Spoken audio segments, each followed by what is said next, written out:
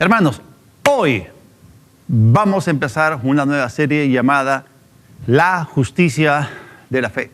Y quiero decirles que este es uno de los temas más importantes que necesitamos estudiar para comprender mejor nuestra relación con Dios. Porque si no entendemos la justicia que Dios imparte gratuitamente o la justificación que viene por la fe, nuestra habilidad para caminar con Dios será grandemente estorbada, limitada y afectada. Si no entendemos con claridad la realidad de nuestra justicia en Cristo, no podremos confiar en Él como deberíamos, ni nos sentiremos cómodos en nuestra relación con Él. Ahora, mucha gente en el cuerpo de Cristo tiene luchas con respecto a este tema. Este concepto de la justicia de la fe es probablemente el tema más incomprendido entre los creyentes y por eso el Nuevo Testamento le atribuye suma importancia. Ahora, el hombre desde el principio ha tratado de obtener o establecer su propia justicia en vez de buscar la justicia de Dios. Y en realidad ha sido el origen de todas las religiones, porque una religión es el intento del hombre de hacerse sentir bien a la luz de su propio concepto de Dios. Es decir, la gente se fabrica un concepto propio acerca de Dios y actúa conforme a Él. Pero una cosa es la percepción personal y otra cosa es la revelación. Así que así vive la gente que tiene una religión humana y no una relación con Dios que es divinamente ordenada, originada. En realidad, todas las religiones humanas se encuentran en directa oposición con la justicia de Dios, porque la justicia de Dios es totalmente diferente que toda forma de religión. Sí, toda forma de religión que vemos en la tierra está basada en el comportamiento y desempeño humano, en el hombre haciendo algo, haciendo méritos para ganarse algo y para convertirse en una mejor persona.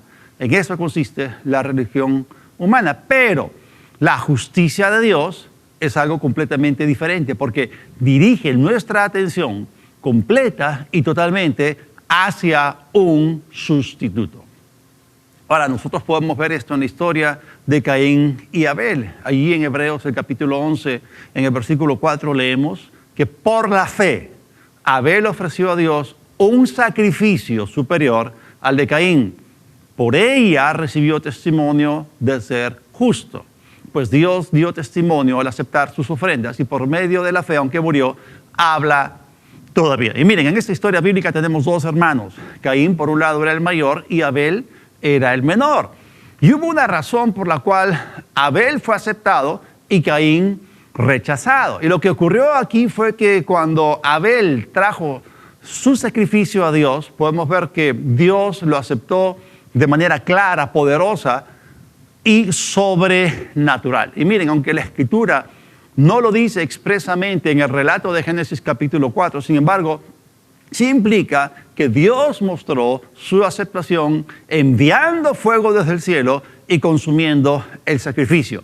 Miren, esto es algo que ocurrió una y otra vez de manera consistente en el Antiguo Testamento. Por ejemplo, en Jueces, el capítulo 6, Gedeón ofreció a Dios un sacrificio y de manera sobrenatural apareció fuego y lo consumió. Más adelante, en el capítulo 13 de Jueces, vemos a Manoa, el padre de Sansón, también presentó a Dios un sacrificio que el fuego consumió. Y miren, y la historia con la que muchos están familiarizados es la del profeta Elías en el Monte Carmelo, allí en Primera de Reyes, el capítulo 18, en su confrontación con los profetas de Baal, en la cual cuando él oró, Dios respondió su oración con fuego descendiendo del cielo y consumiendo totalmente el sacrificio. Otro ejemplo se encuentra en Primera de Crónicas 21, donde David edificó un altar y presentó un sacrificio a Dios y Dios le respondió por fuego desde el cielo. Más adelante en Segunda de Crónicas, el capítulo 7, cuando Salomón dedicó el templo en Jerusalén, este fue el primer templo, era maravilloso. La Biblia dice que descendió fuego del cielo y también consumió el sacrificio. Así que esto es algo que ocurrió un número de veces en las Escrituras y que está en línea con el carácter de Dios. Así que de una u otra forma Dios les hizo saber que había aceptado sus sacrificios. Así que algo pasó que hizo saber claramente a Caín y a Abel que el sacrificio de Abel había sido acepto. Ahora vamos a ir a Génesis capítulo 4 y voy a leer los versículos del 4 al 7. Abel también trajo una ofrenda de los primogénitos de sus ovejas, lo mejor de ellas. Y el Señor miró con agrado a Abel y a su ofrenda, pero no miró con agrado a Caín ni su ofrenda. Por eso Caín se enfureció. Otras traducciones dicen que se enojó, que se ensañó mucho y que decayó su semblante. Entonces el Señor le dijo a Caín: ¿por qué te has enfurecido? ¿Por qué ha decaído tu semblante? Noten ustedes, aquí vemos primero lo interior en su espíritu y luego vemos lo exterior en su apariencia. Si haces lo bueno, no serás enaltecido, pero si no haces lo bueno, el pecado está a la puerta y te seducirá, pero tú debes enseñorearte de él. Ahora, nosotros sabemos qué pasó después. A pesar de que Dios le dio a Caín la oportunidad de retractarse, de arrepentirse, nosotros sabemos que Caín tomó un paso más hacia el mal. Caín mató a su hermano Abel. Ahora, Dios no hace las cosas de manera caprichosa. Él opera en base a ciertos patrones, en base a ciertas leyes y principios. Dios rechazó la ofrenda de Caín porque no fue ofrecida por la fe. Es decir, esa ofrenda no fue dada ni traída en fe. Y hay algo que nosotros necesitamos saber bien acerca de la fe. Y lo podemos ver claramente en Hebreos 11, capítulo que es llamado el Salón de la Fama de la Fe. Ese es el capítulo de los héroes de la fe. Y la mayoría de ellos tuvo tremendos milagros. Es más, si ustedes hacen un análisis de ese capítulo, van a darse cuenta que el 90% de las historias en Hebreos 11 son historias de victoria. Y eso significa que 9 de cada 10 personas tuvo allí una tremenda victoria o un tremendo milagro. El restante 10% experimentó, sí, es cierto, persecución, sufrimiento, inclusive algunos de ellos hasta la muerte. Pero todos ellos tuvieron algo en común. Todos los que están en esa lista recibieron una palabra de parte de Dios acerca de lo que iban a experimentar. Y es de allí de donde viene la fe. La fe viene por el oír y el oír la palabra de Dios. Ahora, si Abel tuvo fe para traer una ofrenda a Dios, para traer un sacrificio a Dios con sangre, él no lo hizo por su propia cuenta o a su manera. Abel tuvo una revelación de parte de Dios que señalaba que un sacrificio de sangre o un sustituto era necesario para acercarse a Dios y para adorarlo. Así que definitivamente nosotros sabemos por el relato en el capítulo 3 de Génesis que Adán y Eva fueron los que primero recibieron esta revelación cuando Dios sacrificó delante de ellos 2 animales para vestirlos con sus pieles después que ellos habían pecado. Y obviamente ellos tuvieron que haber dado testimonio de esto también y haber comunicado esto a sus hijos. Porque, hermano, tú no puedes tener fe sin antes tener una palabra de Dios. Así que vemos aquí en esta historia que Abel tuvo la palabra de Dios al respecto y la honró. Esto significa también que Caín debió haber recibido la misma palabra de Dios. Pues Dios no habría rechazado su ofrenda si Caín no hubiese sabido lo que debía traer. Pero Caín, conociendo la palabra de Dios al respecto, trajo esto en su propia manera. Sabemos que él era labrador de la tierra, así que trajo del fruto de la tierra una ofrenda a Dios, pero Dios claramente les había hecho saber que él quería un sustituto, un sacrificio animal con el derramamiento de su sangre. Ahora, ¿por qué es tan importante esto delante de Dios? Miren, aquí tenemos la doctrina bíblica de la sustitución, la del inocente muriendo por el culpable.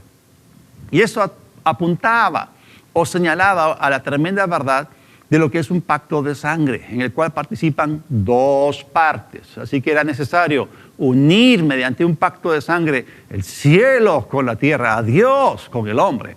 Y en Cristo tenemos a la parte representativa de Dios porque Él era Dios, y también la parte que representaba a la humanidad, porque Él también era verdaderamente hombre. Así que por primera vez en la historia, Dios en Cristo tenía sangre. Y sabemos que Jesús derramó su sangre, que era sangre humana, y Él fue nuestro sustituto. Y este sacrificio constituye la base de nuestra victoria sobre Satanás. El capítulo 12 de Apocalipsis nos dice que los creyentes hemos vencido al diablo por medio de la sangre del Cordero y la palabra que está en nuestro testimonio. Así que este sacrificio con sangre de un sustituto fue un concepto de enorme importancia. Fue idea de Dios. Y Él la comunicó claramente tanto a Caín como a Abel.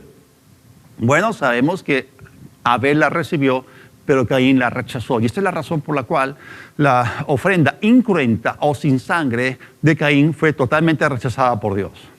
Así que en las Escrituras vemos una y otra vez que Dios siempre apunta o señala hacia un sustituto. Ahora, estamos hablando acerca de la justicia de la fe.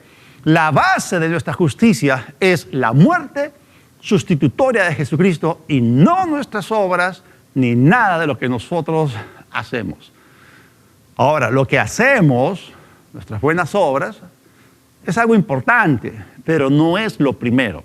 Las buenas obras vienen después. ¿Después de qué? Después de lo primero. ¿Y qué es lo primero?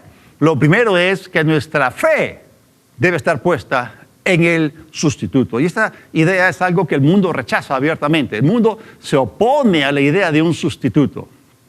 Porque la mayoría en este mundo rechaza la idea de que es un sacrificio de sangre lo que nos otorga a nosotros una posición de justicia delante de la deidad, delante de Dios.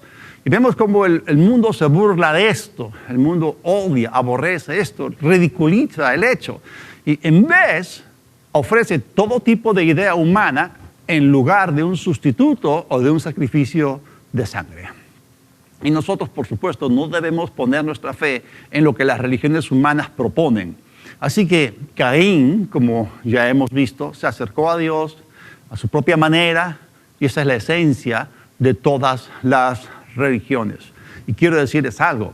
Miren, los sistemas religiosos son sistemas de autojustificación por o mediante obras, a través de la automutilación, el autosacrificio, etc. Y mucha gente no se da cuenta de esto. Pero aun cuando tú te cedes a la autocondenación, también estás ofreciendo tu propio sustituto delante de Dios y rechazando el suyo. ¿Y por qué esto es así? Porque no te estás permitiendo a ti mismo sentirte bien acerca de ti mismo. De alguna manera piensas que no eres digno de estar en la presencia de Dios y por eso te golpeas, te flagelas y haces penitencia. Y lo que en realidad estás diciendo es, bueno, yo tengo que castigarme a mí mismo lo suficiente antes que pueda sentirme confiado en mi caminar con Dios.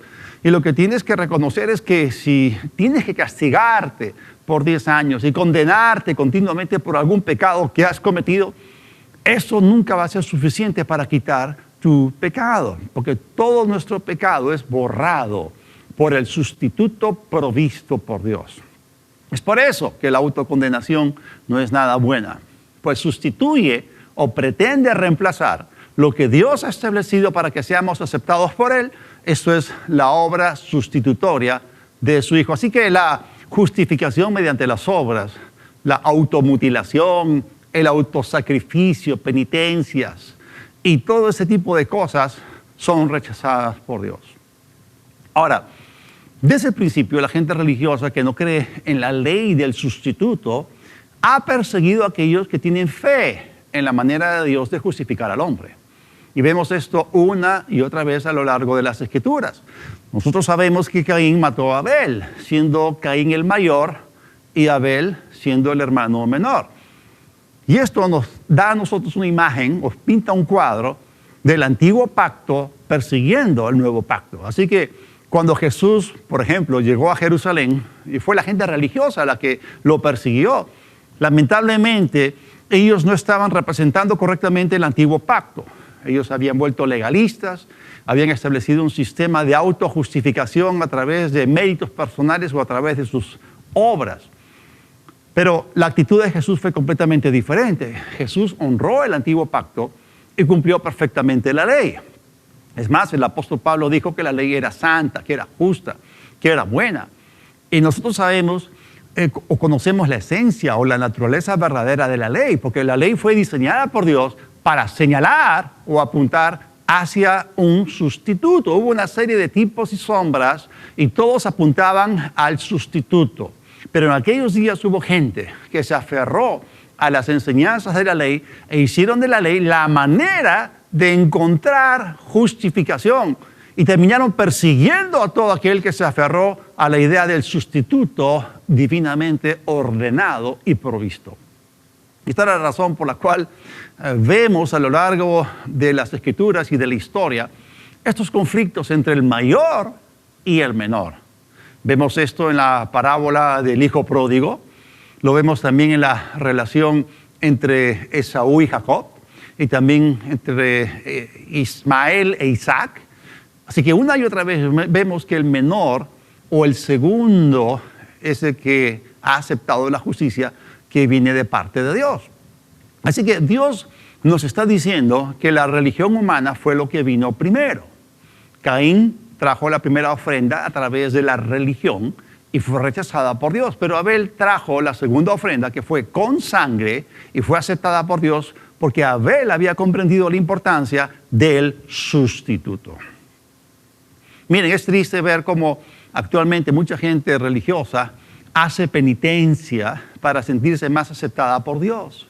Pero en este asunto, nuestra propia manera de hacer las cosas es totalmente nula. Nuestros sentimientos aquí no participan. Lo único que vale es la manera establecida por Dios.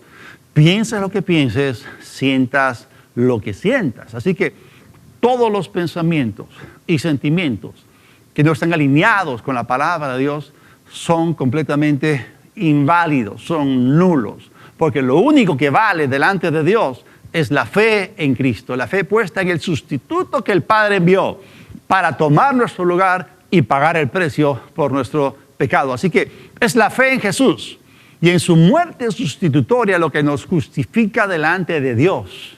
Tú no tienes que ganarte mediante méritos personales la aceptación de Dios. Simplemente debes aceptar la manera que Dios estableció desde el principio. Hermano, nunca llegarás a ser quien se supone que debes llegar a ser hasta que entiendas la justicia de Dios mediante la fe en Jesucristo, nuestro sustituto. Ahora, como dijimos anteriormente, el hombre desde el principio ha buscado obtener su propia justicia en lugar de la justicia de Dios. Y esto es algo que el apóstol Pablo denunció que hicieron los judíos incrédulos al rechazar el sustituto enviado por Dios. En Romanos el capítulo 10, los versículos 3 y 4, él escribió lo siguiente: como no conocen la manera en que Dios nos declara justos, tratan de hacerse justos a su propia manera y así terminan rechazando la manera en que Dios quiere aceptarlos. A todo el que cree, Dios lo declara justo, pues en Cristo, el sustituto, la ley llegó a su cumplimiento. Miren, aún los discípulos del Señor Jesús no eran conscientes de la importancia de su muerte sustitutoria.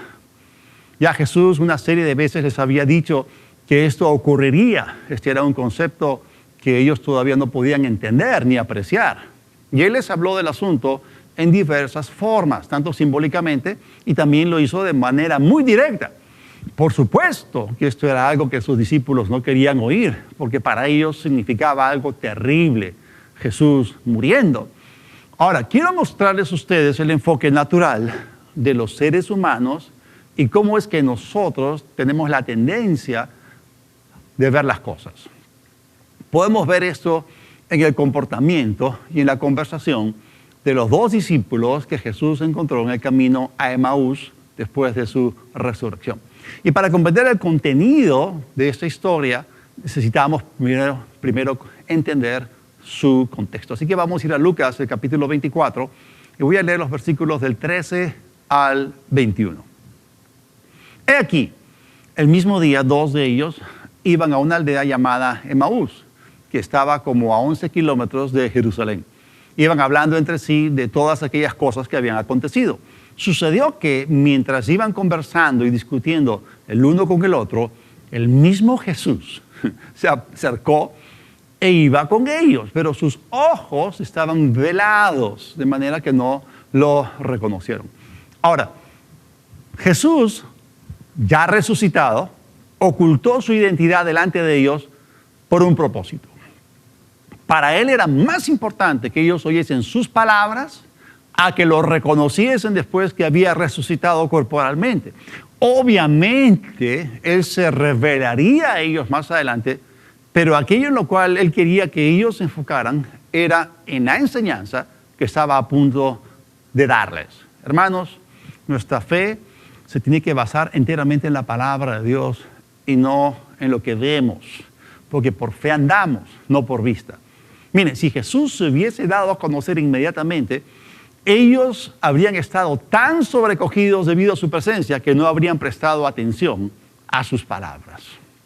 Así que él quería que se enfocasen no en su aspecto, ni en su apariencia, ni tampoco en su identidad, sino en sus palabras. Y miren lo que les dijo en el versículo 17 en adelante.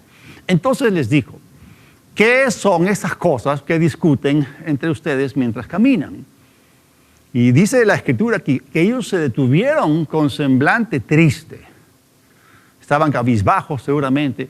Y respondiendo uno de ellos, que se llamaba Cleofas, le dijo, ¿eres tú el único forastero en Jerusalén que no sabe las cosas que han acontecido en estos días? Entonces él dijo, ¿qué cosas? Y ellos dijeron, de Jesús de Nazaret, que era un hombre profeta, poderoso en obras y en palabras delante de Dios y de todo el pueblo, y de cómo lo entregaron los principales sacerdotes y nuestros dirigentes para ser condenado a muerte, y de cómo lo crucificaron. Y nosotros esperábamos que él fuera el que habría de redimir a Israel. Ahora, a todo esto se añade el hecho de que hoy es el tercer día desde que esto aconteció. Ahora, ellos querían que Jesús redimiera a Israel, pero fallaron en que no conectaron la redención con el concepto o la idea de una muerte sustitutoria. Porque si ellos hubiesen entendido plenamente lo que significaba la redención, entonces habrían sabido que la muerte de Jesús había sido de hecho, la obra de redención. Pero ellos no pudieron verlo, porque en sus mentes la redención era Jesús convirtiéndose en un rey poderoso, un líder y caudillo que expulsase a los romanos y que restaurase la soberanía de Dios sobre toda la tierra y nación de Israel. Y esto es lo que ellos esperaban que él hiciera. No entendían la idea de la redención a través de una muerte sustitutoria. Ahora, por lo que leemos en su conversación, ellos estaban más enfocados en el martirio de Jesús. Ellos lo vieron como un mártir. Pero escúchenme bien, Jesús no fue un mártir. Fue el sacrificio sustitutorio ordenado por Dios. Ahora, la crucifixión fue algo que Dios siempre supo de antemano o por adelantado.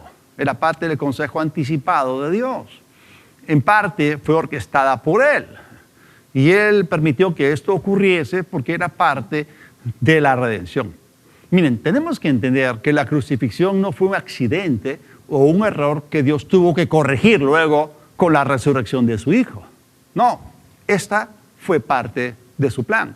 Ahora, otra cosa en la cual estos dos discípulos se enfocaron fue en los milagros de Jesús. Y fue de esto de lo cual hablaron más. Ellos mencionaron las cosas que Jesús hizo, sus obras, sus palabras.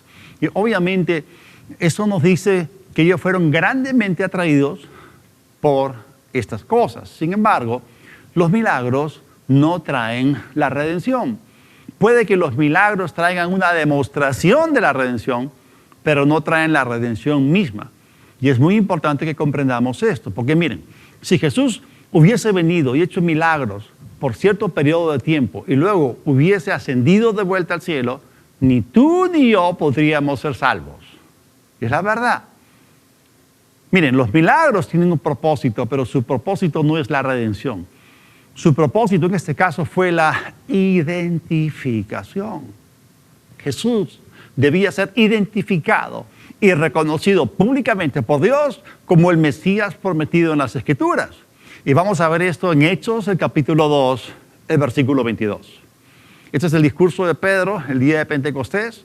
Y él se levantó y dentro de lo que estaba diciendo, añadió esto: hombres de Israel, oigan esas palabras. Jesús de Nazaret fue hombre acreditado o aprobado por Dios ante ustedes con hechos poderosos, maravillas y señales que Dios hizo por medio de él entre ustedes, como ustedes mismos saben. Él estaba recordando algo que ellos conocían muy bien, pues habían sido testigos oculares de todas las cosas maravillosas que Jesús había dicho y había hecho. En otras palabras, lo que el apóstol Pedro dijo aquí es lo siguiente: nosotros sabemos que Él es el Mesías porque Dios lo acreditó y mostró su aprobación mediante estos sorprendentes milagros. Pero estos milagros no fueron los que nos trajeron la redención. Fue más bien la sangre de su sacrificio. Por eso, vuelvo a decirlo, si Jesucristo hubiese vuelto al cielo sin su muerte sustitutoria, sus milagros no hubiesen podido traernos a nosotros salvación. Ahora, miren cómo Jesús abordó el tema con los discípulos en el camino a Emaús, porque ya hemos considerado cuál fue la perspectiva humana natural. Como ya dije, ¿no? Ellos habían hablado acerca de cómo algunas mujeres habían ido al sepulcro, pero no hallaron su cuerpo, dijeron haber visto ángeles. Y vamos a saltar un poco más adelante en este relato, el versículo 25, y veamos cómo Jesús, al empezar a hablar, cambió tanto el tema como el tono. Recuerden que ellos estaban tristes, estaban cabizbajos. Es decir, Jesús entró al escenario y al hablar cambió el enfoque y la atmósfera interior de ambos discípulos la cambió de tristeza y confusión a revelación y asombro. Lucas 24, versículos 25 al 27. Entonces Él les dijo: oh, insensatos y tardos de corazón, para creer todo lo que los profetas han dicho. Bueno, en esencia lo que Jesús les estaba diciendo es que ellos habían creído solamente una parte de lo que los profetas habían hablado. Sigamos leyendo, versículo 26. Y Jesús les dijo: no era necesario que el Cristo o el Mesías padeciera estas cosas y que entrara en su gloria. Y miren a Jesús exponiendo la palabra. Comenzando desde Moisés y pasando por todos los profetas, les interpretaba o les declaraba, les explicaba en todas las escrituras lo que decían de él. Es decir, Jesús les mostró a ellos en las escrituras los versículos que hablaban acerca de sí mismo. Ahora, ¿qué es lo que Jesús estaba haciendo con esto? Él les estaba diciendo que habían errado completamente con respecto a los padecimientos de la obra del Mesías. Ellos solamente habían considerado sus milagros. Y por supuesto que sus milagros fueron una parte importante de su misión, pero sus sufrimientos fueron los que obtuvieron nuestra redención. Miren lo que Jesús, dentro de lo que dijo, citó, porque es obvio que Jesús tuvo que haber pasado por esta escritura. Y esto es lo que Isaías escribió en el capítulo 53, que es un capítulo notable con respecto a la redención. Voy a leer Isaías 53, los versículos 10 y 11. Pero al Señor le pareció bien quebrantarlo y hacerlo padecer. Cuando se haya presentado a sí mismo como ofrenda para la expiación de pecado, verá a su descendencia, tendrá una larga vida y por medio de él se verá prosperar la voluntad del Señor. Verá el fruto de su propia aflicción y se dará por satisfecho. Y esta parte es importante. Mi siervo justo justificará a muchos por medio de su conocimiento y él mismo llevará las iniquidades de ellos. Aquí estamos viendo el concepto de la justificación a través de una sustitución. Otra vez estamos hablando acá del inocente muriendo por los culpables.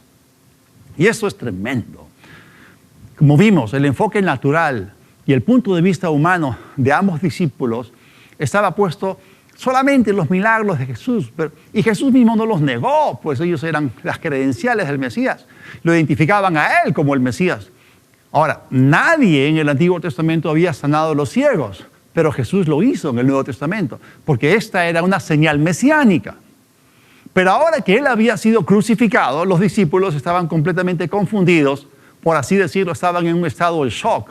No sabían lo que estaba ocurriendo porque no habían entendido la importancia de la sustitución. Ahora, sigamos leyendo en Lucas 24, y desde el versículo 38 al 31. Llegaron a la aldea a donde iban, y él hizo como que iba más lejos. Mas ellos le obligaron a quedarse diciendo: quédate con nosotros, porque se hace tarde, y el día ya ha declinado. Entonces, dice aquí que entró pues a quedarse con ellos. Y aconteció que estando sentado con ellos a la mesa, tomó el pan y lo bendijo, lo partió y les dijo, y les dio. Entonces, les fueron abiertos los ojos y le reconocieron, mas él se desapareció de su vista. Aquí hay algo muy interesante, porque cuando las Escrituras registran un detalle, es porque es muy importante.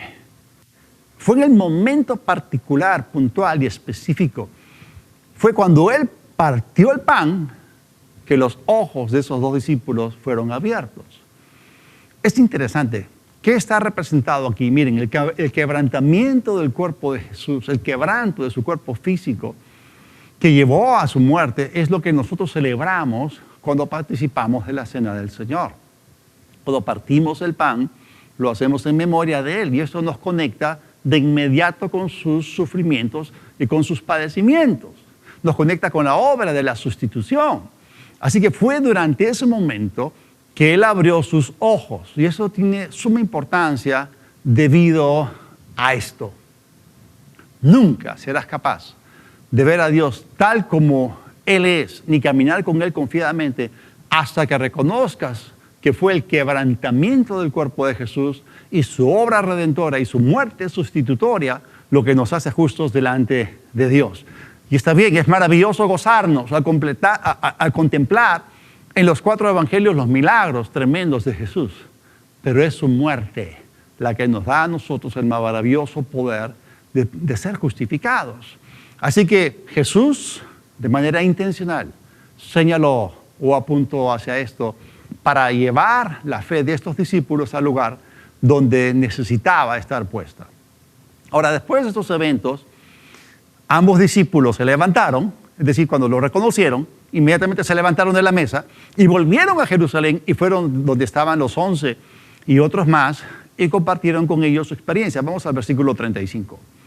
Entonces ellos contaban las cosas que les habían acontecido en el camino y cómo le habían reconocido, ¿cuándo? Al partir el pan. Es obvio que cuando miramos a lo que Él hizo en la sustitución, que podemos ver la justicia de Dios. Así que inmediatamente después de estas cosas, Jesús se les apareció a todos ellos estando juntos y después de mostrarles que verdaderamente había resucitado, comió delante de ellos y volvió a incidir en el mismo punto como con los discípulos en el camino a Emaús. Saltemos al versículo 44. Y les dijo, estas son las palabras que les hablé estando aún con ustedes, que era necesario que se cumplieran todas estas cosas que están escritas de mí en la ley de Moisés, en los profetas y en los salmos. Entonces les abrió el entendimiento para que comprendieran las escrituras y les dijo, así está escrito y así fue necesario que el Cristo padeciera y resucitara de los muertos al tercer día, y que en su nombre se predicara el arrepentimiento y la remisión de pecados en todas las naciones, comenzando desde Jerusalén. Otra vez, Jesús señaló o apuntó a sí mismo como el sustituto para la justificación de la humanidad. Así que tú no puedes autojustificarte delante de Dios mediante tu propio buen comportamiento. O sea, un buen comportamiento es importante, es necesario, pero eso no es lo que te justifica o te hace justo delante de Dios. Ni siquiera tú puedes ser justificado al recibir un milagro. Las sanidades no justifican a nadie, porque hubo en los días de Jesús incontables personas que recibieron milagros. Jesús hizo muchísimos milagros, pero ellos no hicieron a nadie justo. Lo que te hace justo delante de Dios es el creer que Jesús derramó su sangre por ti, que Él es el único pago aceptable por el pecado que Dios ha establecido. Y nosotros sabemos que Dios justificó a Jesús, resucitándolo de los muertos, para que esta viniese a ser la base de nuestra justificación. Vamos a orar. Padre, te damos gracias por el regalo al darnos a tu Hijo, Señor. De tal manera amaste al mundo que diste a tu Hijo Gracias, Jesús, por haber puesto tu vida por nosotros como nuestro sustituto. Y Señor, nos aferramos a la manera tuya de hacer las cosas. Recibimos, Padre, el don celestial. Recibimos a Jesús, quien pagó el precio por nuestros pecados para que podamos disfrutar de la vida eterna. Te agradecemos, Señor, por tu plan maravilloso de justificar a la humanidad a través de la muerte sustitutoria de tu Hijo, en el nombre de Jesús. Amén. Qué tremendo es reconocer estas verdades en las Escrituras. Como ustedes pueden entender, la mayoría en la humanidad están engañados, están ciegos con respecto a esto. Ahora, si ese es tu caso, si aún tú has estado luchando para tratar de sentirte bien a través de buenas obras o méritos personales delante de Dios, y tú has entendido las Escrituras, como Dios señala o apunta a un sustituto, no tienes que buscar más, no tienes que tratar de romperte la cabeza. Jesús es ese sustituto, Él es el Cordero que Dios envió. Y Él pagó el precio por ti. Así que si tú quieres tener una verdadera relación con Dios, en la cual tú tienes comunión con Él y disfrutas de su presencia, entonces déjame guiarte en una oración para que puedas aceptar el sacrificio ordenado por Dios. Ahí donde estás, cierras tus ojos, inclina tu rostro, repite conmigo esta oración de todo corazón en voz alta. Dios del cielo, me acerco a ti, no basado en méritos personales, sino en la obra que tu Hijo Jesucristo llevó a cabo para mi salvación. Jesús, pongo mis ojos en ti, te acepto como mi Cordero, me someto a tu justicia, te confieso como mi Señor, acepto tu salvación, recibo por la fe en ti perdón de pecados y a través de la justificación o a través de la resurrección, justificación. Gracias por el regalo de la vida eterna, en el nombre de Jesús. Amén y amén. Gloria a Dios. Te felicito. Si tú has hecho esto de todo corazón, acabas de ser justificado por la fe. Que Dios te bendiga.